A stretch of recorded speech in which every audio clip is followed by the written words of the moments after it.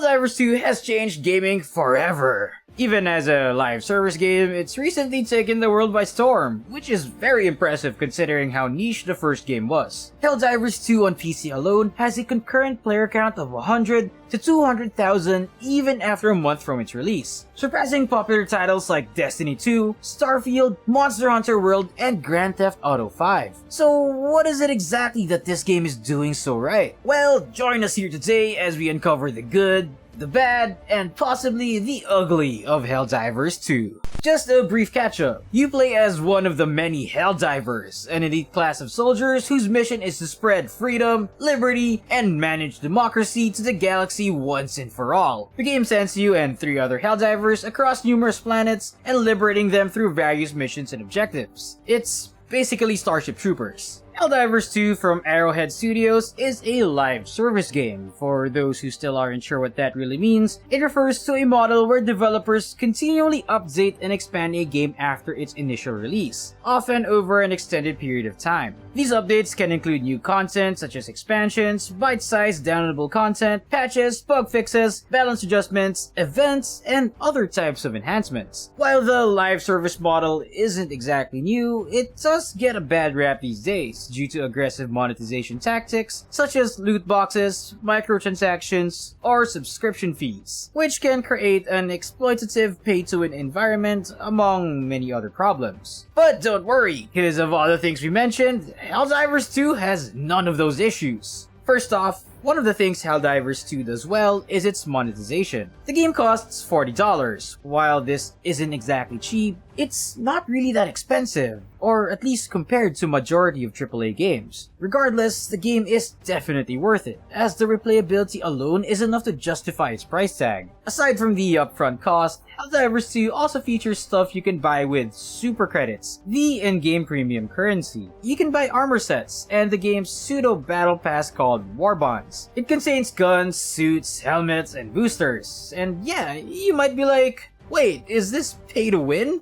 Nah, not at all. See, Helldivers 2 hooks you up with super credits just by playing. No cash required. Sure, you only get a handful each time, but you'll stumble upon plenty of supply crates and bunkers containing these credits as you play. Though it might be a grind before you can purchase any of the available war bonds, doesn't really matter though, since war bonds will never expire. Yes, unlike other games, Helldivers 2's war bonds are permanent, so you can purchase and progress through them whenever you want. Couple this with the fact that you can earn premium currency and you'll never miss out on any of the game's content. Compare this to the endless sea of AAA live service titles that will take advantage of the fear of missing out, you'll definitely see how well Arrowhead treats its player base. Which goes to our next topic. Helldivers 2 might have one of the best communities we've seen in a while. The player base is incredibly active, averaging around 150,000 users a day, which is something you don't really see too often unless you're a PvP-focused title. This is really all thanks to Arrowhead Studio and their approach to creating a game that's incredibly fun and immersive. Hearing Yuri Lowenthal say something incredibly patriotic and cheesy while chucking a carpet bomb on a group of bugs is a feeling you don't really get anywhere else. Sending in an eagle! Freedom forever! Even if the game doesn't take its story too seriously with the whole Super Earth and democracy stick, let me tell you, the players, they're all in.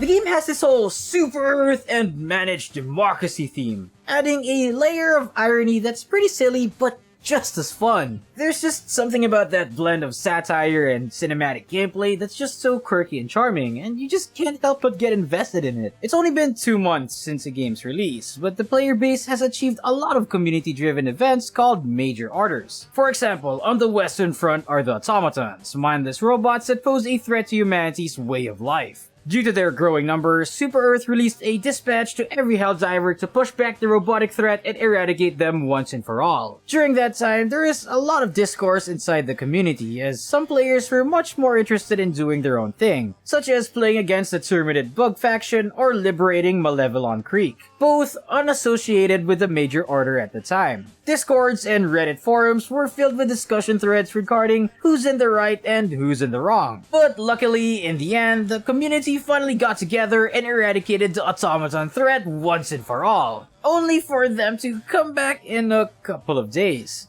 Although the game doesn't have a conventional story by any means, Helldivers 2 is filled with these campaign stories shared by players who experienced some pretty cool stuff, like executing an ambush on an unsuspecting patrol group, quietly infiltrating an enemy base using a jetpack, or a badass last stand where stratagems are no longer available. It is incredible how Helldivers 2 utilizes the live service model to its full potential by putting its communities and decisions first above all else. However, Helldivers 2 is far from perfect, like miles from perfect.